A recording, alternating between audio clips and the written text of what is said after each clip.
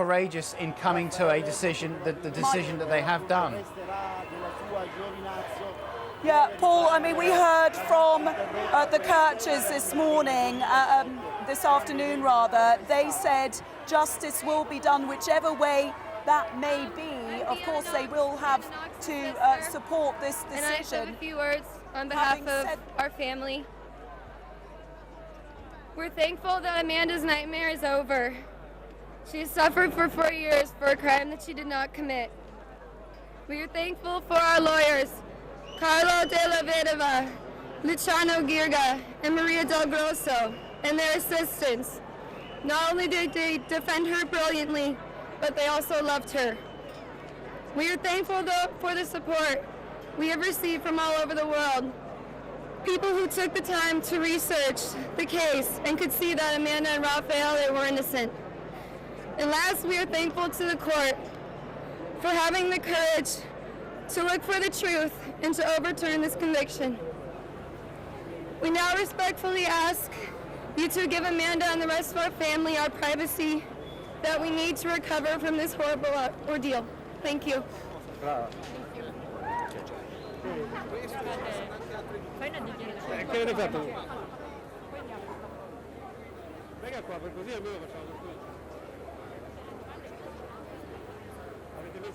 So that was Amanda Knox's sister. A very quick reaction from her just a few moments after that decision. Well, let me bring in John Verlaine, who is the author of Death in Perugia and is also a Sunday Times journalist who has followed this case since the beginning. John, you were in that court for this decision. Just tell us about the atmosphere. Right, well, there were about 30 policemen in plain clothes, and Amanda was led past them through the two ranks of police officers. She wore a black hooded coat despite the courtroom being very warm. She sat very quietly, taking very deep breaths, which is what she always does at tense moments in court. And when the verdict was read out, we understood immediately that it was acquittal on all charges except for the slander. But she was only sentenced to 3 years for that and a fine, so therefore she was released. She immediately started sobbing. She was convulsed and had to manage to hug her lawyers and some of her family before she was dragged out by Yeah, she just seemed to crumble. She seemed absolutely to crumble. I was behind the Kirchers, who just sat in complete utter shock. Arlene was immobile, Meredith's mother. Meredith's sister Stephanie started crying, and she was comforted by her brother Lyle. And the prosecutor Minini, I saw him go up to the Kirchers and shake hands with each of them in turn, saying, "Mi dispiace, I'm sorry." Yeah. Well, let's just listen in. We understand that a statement is being made. Probabilmente non ci sarebbero stati 4 anni di sofferenze e di dolore. In questo momento ovviamente non voglio pensare 4 anni di dolore e sofferenza, e quindi voglio porre l'accento su un risultato estremamente positivo, una sentenza che ha voluto approfondire, che non si è fermata all'apparenza, che non si è fermata ai cliché, che ha disposto una perizia puntualissima che ha levato ogni dubbio. E quindi credo che alla luce di questa sentenza possiamo dire che c'è stato davvero in questo caso un pieno, assoluto riconoscimento dell'estraneità di Raffaele Sollecito. Qui c'è il padre di Sollecito che ha seguito questa vicenda, devo dire, con partecipazione enorme, e quindi vi dirà 2 parole. Okay, well, we are just hearing from Mrs. Bongiorno. She is one of the lawyers for Raffaele Sollecito, and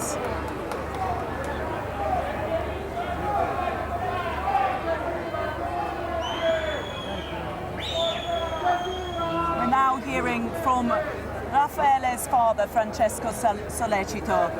He has worked tirelessly to try and clear his son's name. He has been making the 11-hour round trip from their home in the south of Italy up to where Raffaele has been in prison.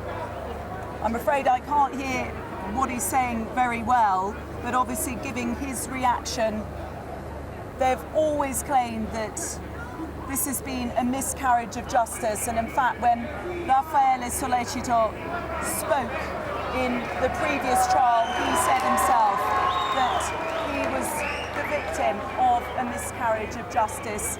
And I actually spoke with Francesco Sollecito, who we're hearing from now. I spoke to him on Friday evening, and he told me how he had met with resistance from the police when he and the defence wanted certain aspects of the case investigated. He told me how he had met resistance, and now what we're hearing here is applause for Meredith. Someone has taken to the steps of the post office here in the centre of Perugia and is requesting applause for Meredith. Let me bring John Verlaine back in. John, you were in there for those verdicts or that decision, and it all happened quite quickly in the end. Very quickly indeed, a very swift decision, and the crowd behind you is shouting shame, vergogna, shame, and also saying let's take it to the Supreme Court, because that's obviously the next step. The prosecutors are definitely going to appeal to the Supreme Court, Italy's highest court, and in their hopes they will try and seek to have this verdict completely quashed and have a new appeal trial ordered. What do you make of the result, John? I spoke to you last week when I first arrived. You did get your crystal ball out and you said that you thought it was looking like it would go to acquittal. Yes, and I think that many people were expecting acquittal simply because of the way the whole trial went. The huge focus was on the DNA expertise, even though these were only two DNA traces.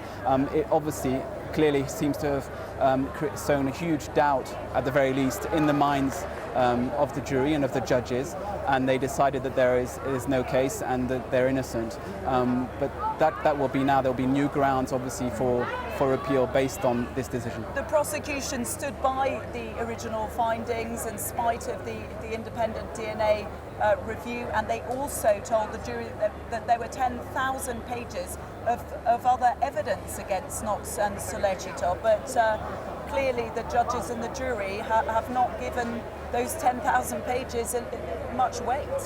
Yes, that's right. Either the 10,000 pages or the dozens of witnesses that we saw in the first trial. I think the key factor was, and I think we can call it shock, in the courtroom on the faces of the judges and the jurors when they were shown the way the police were carrying out the searches, handling the evidence, touching it, passing it to each other, and I think that really undermined the whole work of the police and the prosecutor's last-minute efforts to try and explain the whole case to the judge, to the court, rather than just focus on these two bits of DNA, clearly didn't carry the day. I mean, it's interesting that in the first trial, the judge did seem much more antagonistic towards the defence, and this time round, in fact, when I spoke with Raffaele's father last week, he said that he felt the judge was much more fair. Yes, I think more the body language was clearly much more empathy, much more sympathy with Amanda and Raffaele than in the first trial, and we saw it in many cases in which the prosecutors tried to, whatever request they made, to have some documents registered, they were slapped down very often, and it was very visible this morning when Amanda and Raffaele took the stand. You could really see several of the jurors leaning forward, and one juror was tearful when she was listening to Raffaele and to Amanda talking about their suffering in prison. Yeah, you say about the judges and juries slapping down certain requests. In fact, when after the independent DNA analysis, which the prosecution didn't accept, they requested another independent review, and when that request was slapped down by the judge, I felt that was quite a turning point. That was when everybody felt like the prosecution had lost this case. That's right, had no more cards to play, and because they argued that the experts who had done this expertise and criticised very much the existing evidence, the experts find a new trace on the knife, which the prosecution says is the murder weapon, but they did not analyse it, and that, yes, as you say, the review was rejected, but the prosecutors will now appeal to the Supreme Court and argue we need a new review because we need to find out what this trace is, whose is it, and we can't have a proper case without establishing whose it is. So let's talk about this possible appeal. What is the procedure now? Because they will have to wait some time before they can lodge an appeal. The procedure now is that the court has 90 days to draw up its report, its review of the evidence. In the first trial it ran to 400 pages, probably be less this time. And from the time, in 3 months' time, that they finish this report, then the prosecution will have 45 days in which to appeal. They've already outlined the grounds on which they'll appeal. They'll slam this review of the evidence. They'll say that it was biased, that the experts were incompetent, that they didn't do their work properly or do everything they should have done. And that's one of the arguments that they will bring up to the Supreme Court. Yeah, just talking to John Verlaine here, the author of Death in Perugia, is also a Sunday Times journalist. And John, we are surrounded by half of Perugia, it seems, they've been gathering throughout the day. You will have noticed yourself. I mean, this case has absolutely gripped Italy, it's gripped the UK, it's gripped the United States. Russian television is even here as well. That's right. The exception until now had actually been... This is Raffaele Sollecito's lawyer, Giulia Buongiorno. Parla inglese? Una parola di inglese? No, una poesia.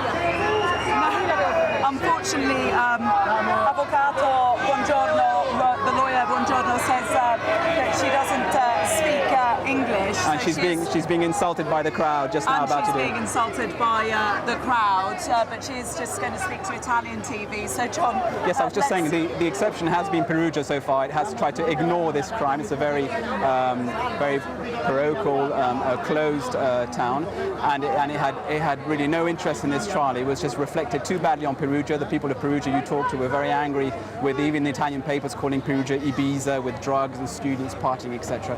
And now it's the first time I see this square full of people, most of them very, very angry about this verdict. Very different, actually, to the verdict of the murder trial, possibly because back in December 2009, it was absolutely freezing and pouring with rain, with a very hostile crowd here that has gathered. It has been a very balmy day, and they've come out to watch what has become a bit of a media circus, some would say. I mean, this road is littered with satellite trucks, 300 to 400 journalists accredited. Here. Very ironic that this morning the presiding judge reminded everybody this is not a football game, and he appealed for calm and respect and silence when the verdict would come through. And we had that in the courtroom, but outside it's a completely different reaction. Yeah, so even Russian television here. I mean, you might think, why on earth is Russia interested? Yes, I think people have been interested because of the protagonist, because we're talking about a young victim, a woman victim, a woman alleged, well, now acquitted, who had been accused of carrying out the murder, and I think people identified either with the victim and Amanda Knox, or with their parents. So every parent's worst nightmare to send your child off to study, and then for them to meet this fate. Now let's talk about Amanda Knox, because she is free and she could be out of the country within a couple of hours. Yes, we've heard that she's now being taken back to prison, and then there is a procedure of an hour or maximum 2 hours, and then she will be taken out of, she'll be led out of prison, and we've heard she's going to be driving down to Rome and boarding a flight to Seattle as soon as possible. What of the Kirchens? Because they always supported the prosecution theory that 3 people were involved with Meredith's murder. I think for the Kirchens it must be completely bewildering. They had the first trial in which, as they say themselves, there were 10,000 pages of evidence. They believed the evidence, they believed the courts made the right decision, they believed in the police work. They've made no secret of the fact that they believe that Amanda and Raffaele were guilty.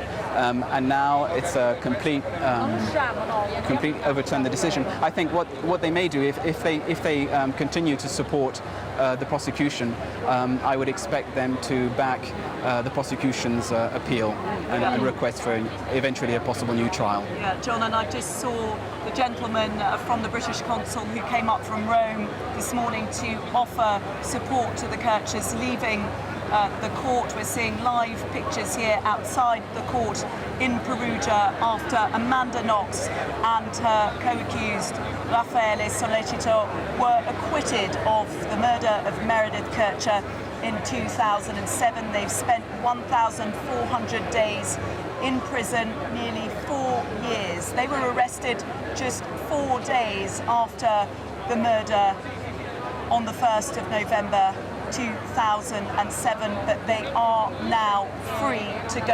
And as John Folane has just been saying, we are expecting that after being discharged from her prison, Amanda Knox will be free to leave the country. We understand that she and her family are booked on a commercial flight. There had been suggestions that a private jet was on standby to whisk her and her family back to the United States, possibly paid for by the American networks. And in fact, there is the moment really, John, to ask you about, by the way, that was denied. There was never apparently any private jet.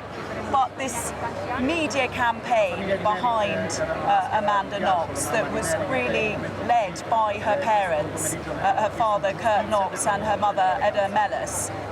What do you make of that? Because it has been quite impressive at times, but then I thought, well, it could backfire. It could backfire. In the first trial, I think it did backfire because the proud city of Perugia, its judges, its magistrates took offence at all this criticism of the way the investigation was carried out. In this case, it's been such a huge campaign. The words of Lyle Kircher himself this morning talked about a huge PR campaign, and of course, it's made its way into the courtroom. It was referred to in this past week several times by all sides. Some people saying Amanda Knox had been crucified, other people comparing, or the Kircher's own lawyer comparing this story, which has been denied, of a private jet with the fact he said that the Kirchers had difficulty finding a flight themselves and had not managed to attend much of the trial for financial reasons. So absolutely, I think it did have an influence inside the courtroom, and it's given a huge support both in the American press, but that has actually trickled down into the Italian press. Even the local papers here, a couple have taken on, if I can call it that, the Knox line, the pro-innocence line, in the last weeks of this trial. Not a nice way to become famous, but Amanda Knox is now famous. I mean, what do you think the reception will be when she returns to the United States? I think the public opinion in America is so much overwhelmingly believes in her innocence that she'll be given a hero's welcome. One possible comparison is with Natasha Kampusch, the girl who was held a hostage for so long, kidnapped for so long, who has a chat show, etc. There's been speculation here, even in the Italian papers, that Amanda could obviously sign a book deal, possibly have a future on a TV show. The possibilities are endless. It remains to be seen what she herself obviously wants to do. Just to add that a visitor, an MP who went to see her in prison yesterday, did make the point that although she was going to fly immediately back to Seattle, she did plan to come back to Perugia, to Italy, because she does also face a trial for slander for alleging that the police hit her and threatened her. Right, so tell us a little bit about that, because the slander charge relating to Patrick Lumumba, the Congolese barman who she wrongly implicated, that was decided on today. She got 3 years for that, but because she's already served 4, she's free. But That's then right. There is this other trial as well. That's right. It's also a slander defamation trial in which she alleged that she was beaten, hit twice in the neck, threatened by the police during questioning. She says that they told her that if she asked for a lawyer, things would go bad for her, that she would never see her family again. And she says that is the reason that she then accused, placed herself at the crime scene in a confession which she later denied. And you think she'll really be back for that trial? I mean, surely the last thing she wants to do is come back here for some time yet. To be quite honest, this is going to start in mid-November, the slander trial. I think that she will feel confident enough, and it's a purely personal hunch based on her character, but I think she will want to be in court again to show she's there, to demonstrate her innocence. She's had a huge boost from this acquittal, and I think she might well come back and try and show the courts that they're accusing her wrongly on the slander. But so for slander, she could get 3 years. I mean, so she could potentially be convicted to another 3 years in prison. Yes, slander could be up to 6 or 8 years. It depends whether it's aggravated or not. But obviously, we would have to see what would happen at the first trial, and then in the Italian system, there's still two appeals afterwards. And we were talking about that prosecution appeal. They can do that appeal. Won't they want her to stay in the country while that goes on? I've spoken to them. They've got no hopes. They themselves don't think she'll ever come back. They've already tried. They've already found out about the possibilities of extradition. They've been told it's absolutely zero from America. There's no likelihood whatsoever of America sending Amanda back. John, let me pause just then. Carlo Della Vedova, Luisa Baldini, BBC News. Yes. Can you speak to us a few minutes? John, I'm so sorry. Can I just take your microphone for one moment and just, if you can wait there. I'm sorry, slightly chaotic scenes here outside the court. Please. Carlo Della Vedova, Yes. you were, can I just ask you to come a little bit around here? You were Amanda Knox's main defence lawyer. Thank you for the main, but I'm with Luciano Girga. We are two. Thank you. You and Luciano Girga as well. Yes. You have won this case. Just give me your reaction. No, in this case, there's no winner. The justice has superseded, and they have rectified a mistake. There is So a this terrible was tragedy at the beginning because there's the death of Meredith. Meredith was a friend of Amanda, so we should never forget this, and we have to respect the sorrow of all the family. So there's no winner here. The justice has recognized that Amanda was not involved in the murder. So this was a miscarriage of justice. This is a mistake, according to our system. We have the possibility, our legislator has foreseen the possibility of mistakes. That's why we have the appeal, and we have a third grade, which is compulsory. So unless we have this 3 grades, you cannot consider somebody guilty with a final decision. And this is what has happened today. The Court of Appeal has rectified a mistake of the first judges. What did Amanda say to you after that decision? She didn't say anything, but she was so happy. She started to cry. She had a release. She was extremely worried at the beginning. She was scared. She was feeling that today was a very important day, and she was actually on the border of a request of life in jail and a dismissal. So it was a very tense day for her, and she didn't say much. She was just crying, very happy. You have got quite close to Amanda over the last 4 years. You've had to work very closely with her. What do you make of how she has coped with this whole process? Amanda is a very intelligent girl. She was very young and very unexperienced at the beginning, so she has matured. And together with my colleague Luciano Girga, we worked with her in order to defend her. So we were able to appreciate the extreme, sensible and intense intelligence of Amanda, and we're very happy that we had Amanda as a client. Was the independent forensics, just one last question, was the independent forensics review, was that the main thing you think in this case? In order to reply to this, we have to wait for the motivation. Okay. When we see the motivation, I will be in a position to explain exactly what and how this evidence has been considered by the court. Carlo Della Vedova, grazie Thank you mille. very much. Thank you very much indeed. I'm sorry, you're just in. Could I just ask you to move, because this is the live BBC camera. Se può spostarsi un attimo, per favore. Grazie mille. Apologies, as I said, very hectic scenes here, but there we heard from Carlo Della Vedova. John Verlaine, can I give that back to you? Thank you. Carlo Della Vedova, who was one of Amanda Knox's main defence lawyers. Carlo Della Vedova was acting with Luciano Girga as well, and we heard them both in their closing speeches last year. John Verlaine from the Sunday Times and also author of Death in Perugia. Very chaotic indeed, isn't it? Are we really any closer to knowing how Meredith Kircher was murdered? That's a question I asked the Kirchers this morning, and Stephanie said that she had no idea about the why. She spoke about Meredith, about how lovely, how wonderful, what a wonderful girl she was, and she just could not conceive of a reason. And I think, honestly, obviously, if we have this judgment today, we'll have to wait for how the judges explain explain it. They may come up with a review of the evidence, with a long, detailed report, which could give us some new elements, which could maybe help us try and understand what actually happened and how and why Meredith died. But there is one person still in jail for this murder, and that is Rudy Guede, a man originally from the Ivory Coast who lived here in Perugia. He was convicted in a separate fast-track trial. He is in prison for the murder. So was he the sole murderer, as the defence had always claimed? Is that now accepted, given this result, No. or will we have to wait and hear from him? Right now, there's a huge contradiction. The Supreme Court, Italy's highest court, confirmed Rudy Guede's 16-year jail sentence, but said that he was one of several killers. Now we have just one killer, Rudy.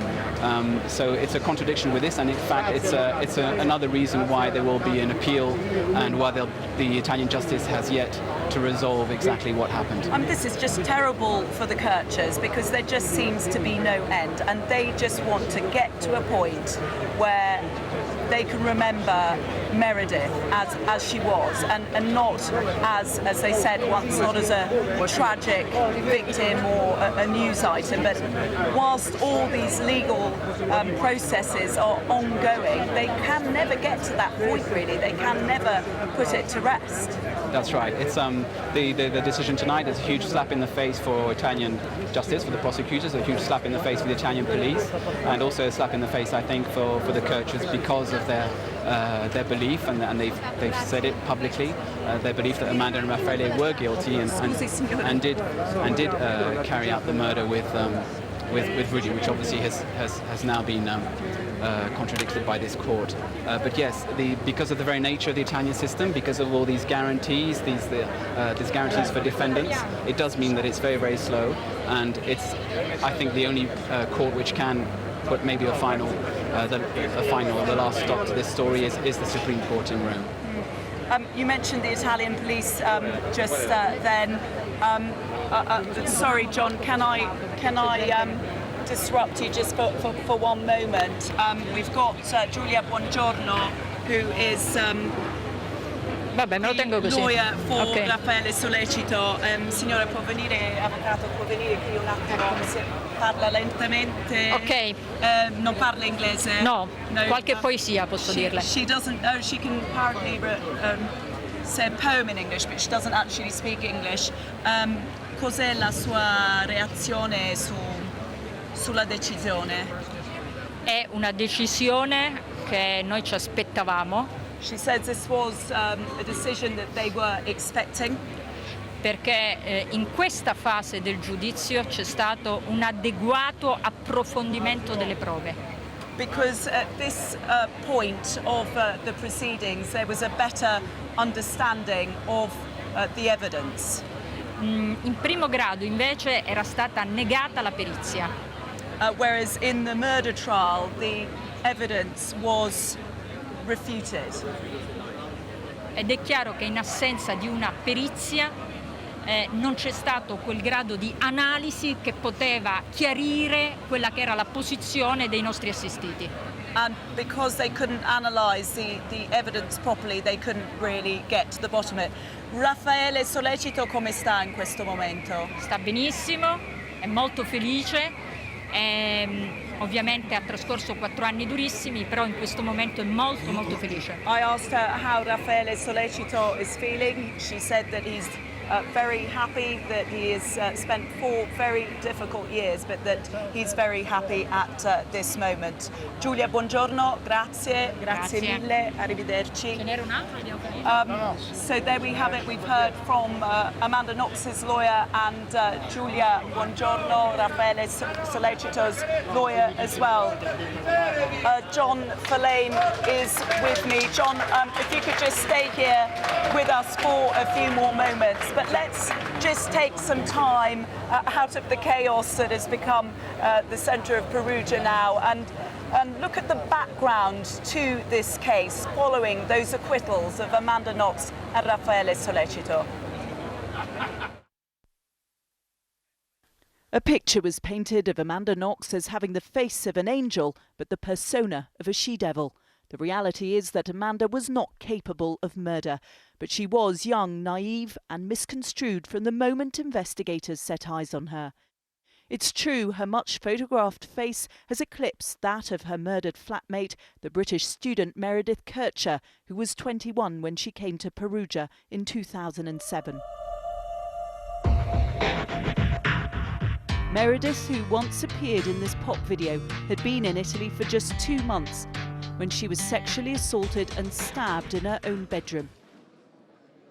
Investigators and prosecutors came up with a theory that Amanda and her then boyfriend Raffaele Sollecito forced Meredith into a sex game, along with a third man, Rudy Guede, whose DNA was all over the crime scene and who has since been convicted of the murder.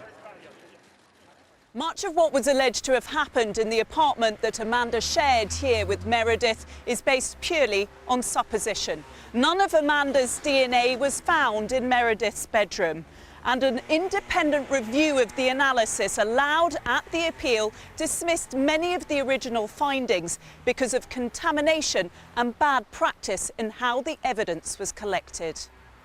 They went into the house not looking for evidence, but they were looking for evidence that tied Amanda and Raffaele specifically. And anything that they found that clearly shows she wasn't involved, they just twisted it to make it sound like she was involved. When Amanda and Raffaele were seen kissing within hours of Meredith's body being found, it was deemed inappropriate. Suddenly, they were the focus of attention and were arrested 4 days after the murder. Arriving in the police office, I didn't expect to be interrogated at all. Over a year after they were first imprisoned, Knox and Sollecito stood trial. They said they'd never been at the apartment the night of the murder. They were at his place watching a video and smoking marijuana. Prosecutors claim Meredith's bra clasp found at the scene had Raffaele's DNA on it. But independent analysis in the appeal revealed it hadn't been bagged until 46 days after the murder and had been contaminated. The analysis also found there was too little DNA on the blade of a kitchen knife belonging to Raffaele, the supposed murder weapon, to be able to attribute it to Meredith Kircher, as the prosecution had claimed. Meredith Kircher was killed by one man, Rudy Herman Guede. He was a known burglar. She surprised him in the house, and he took her life and sexually assaulted her. Are you taking movies right now? No. Finally exonerated, Amanda Knox will soon be able to return to normality, though after the ordeal of the last 4 years, it will be a different sort of normal. Luisa Baldini, BBC News, Perugia. Well, let's bring in Paul Gilbert, a human rights lawyer and international media lawyer as well.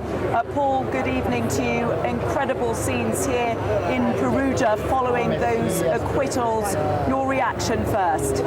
Well, if you look at the points of appeal that have been relied on by the defence in this case, in a way, as Amanda Knox's lawyer was saying in the interview that you had with him just a moment ago, this was the result that they were always expecting, and it paints a pretty poor picture of certainly crime scene work, judging by the pictures that were revealed of the video recording of various exhibits being handled by different people. So in a sense you could say that the outcome was hardly surprising. What I think is particularly interesting, though, is this notion of the prosecution appealing to what's been variously described as the Supreme Court, although I understand it's called the Court of Cassation, based in Rome, because even if that appeal is successful, and as I understand, the judges in that court are pretty single-minded, and so it wouldn't be unheard of that it may be successful.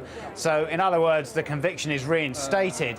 There is, judging by what we've heard, zero possibility of Amanda Knox ever returning to Italy to serve any further part of the sentence that was imposed if the conviction was reimposed. So, in a sense, a fascinating development today, fascinating potential developments in the future.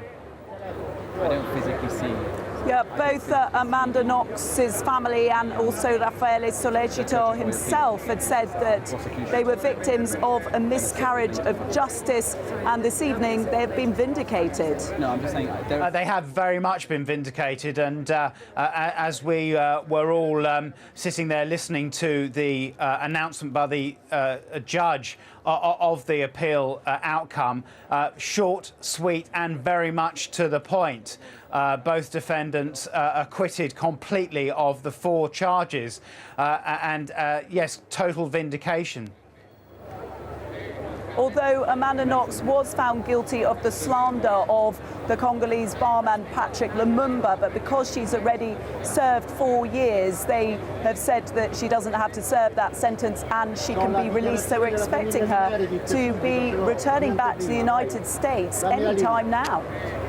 That's right, although, again, interestingly, something we were looking at earlier, which is this fact that not only was this criminal case going on, but there was also a civil case. And we also had part of the appeal that dealt with the fact that a civil claim, the payment of costs and damages compensation, stands, and so those have to be paid, but that is not going to stop, as you rightly say, Amanda Knox leaving Italy, returning to the US. Certainly, I would have thought probably within the next 24 hours. So whether that money that's been ordered to be paid ever does get paid, well, I wonder. And what about the possibility now of Amanda Knox seeking compensation from the Italian authorities? That is often a very difficult area to pursue, certainly in my experience. Generally speaking, you have to show some sort of maliciousness. Now, certainly there have been allegations made, and they were indeed made in terms in that piece we've just seen by a member of Amanda's family, as I understand it, that this police investigation was biased. They were looking for evidence that was going to support a prosecution of Amanda. But that is not, in my view, far enough to say that this was a malicious prosecution. The police have to investigate. If the evidence is there, the Italian authorities, the prosecuting authorities, have to pursue a case. That's what the court is there to decide, whether there is a case or not. I would be very surprised if any such claim was issued. I suspect that in terms of compensation, that's going to come in the form of the book deal or the movie deal that she's now going to sign. Paul Gilbert, human rights lawyer, thank you very much indeed. Let me just give the last word to John Verlaine, who is with me here in Perugia. John, we're just seeing live pictures of a police car with flashing lights just here in Perugia. We have, of course, had these acquittals of Amanda Knox and Raffaele Sollecito, and just remind us, before we have to hand back, what it felt like, the atmosphere in court as the judge read out his decision. I think just the huge contrast between the whoops of joy and the clapping of the Knox family, and their hugs and their kisses, and the shock on the faces of the Kirchers, and I think remember the tears of Stephanie Kircher as they are no closer to finding out why Meredith died. Okay, John Verlaine, thank you very much indeed. And so Amanda Knox's nightmare is over. She will soon get her life back. We heard from her this morning saying that's all she wanted. She wanted to get her life back. She wanted to be proven innocent, and that is what has happened here in Perugia this evening. The same for her co-accused, Raffaele Sollecito. The two of them had been arrested just 4 days after Meredith Kircher's murder. They have spent nearly 4 years in prison, 1,400 days, according to Raffaele Sollecito. When we heard from him this morning, he in fact described this whole experience as a nightmare, he said, from which he had never woken up. He said he thought this was all going to be cleared up very quickly quickly when they were taken in for questioning, but it just went on, and the nightmare continued. He described how at the end of every day in prison he felt dead.